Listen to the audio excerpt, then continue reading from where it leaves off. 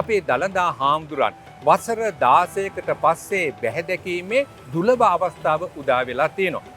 මේ දළදා ප්‍රදර්ශනයත් එක්ක ප්‍රජාව අතර ජන විශ්වාස සමුදායක් පැතිරගෙන යනවා. ඒ විශ්වාසයන් අනුව මෙත් සිත පහළ වීම, ඒ වගේම රටට සෞභාග්‍ය සස්්‍යකත්වය උදා වීම වගේම තමයි වැස්ස ලැබීමේ වාසනාව උදා වෙනවයි කියලා විශ්වාස කරනවා.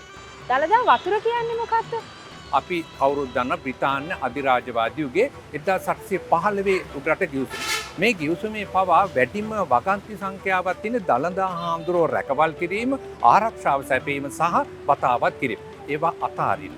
මේ අතෑරියට පස්සේ 1826 වෙනකොට ඉතා බරපතල විදිහට, ඒ කියන්නේ යටත් විජිත පාලන වාර්තාවල තියෙන 1823 ඉඳලා 26 වෙනකොට දැඩි නියඟයක් ඇති වෙනවා.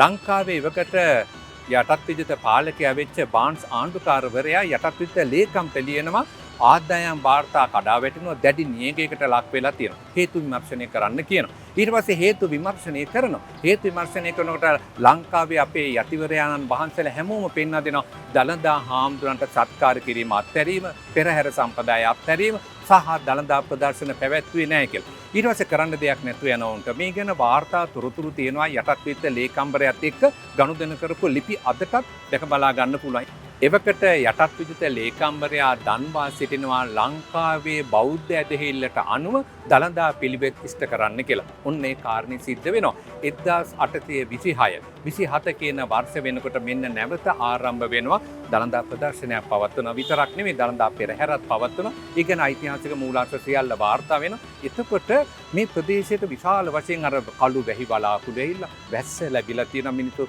සාදුකාර දෙන්න පටන් අරන් තියෙනවා. වගේම තමයි යටත් විජිතවරු පාලකවරු පිළි අරන් තියෙනවා දළදා හාමුදුරුවොත් එක්ක විශාල බලයක් ශක්තියක් තියෙනවා. මේක ජන විශ්වාසයක් මත ගොඩනැගුණු ඇදහිල්ලක් කියලා. වැස්ස ලැබුණා, සතුටත් එක්ක ප්‍රජාව කියන්න ගත්තා දළදා වතුර කියලා.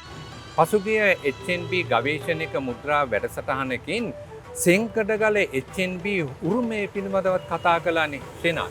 මෙවර දළදා දැක්මත් එක්ක එබඳු සම්බන්ධියාවන් තියෙනවද?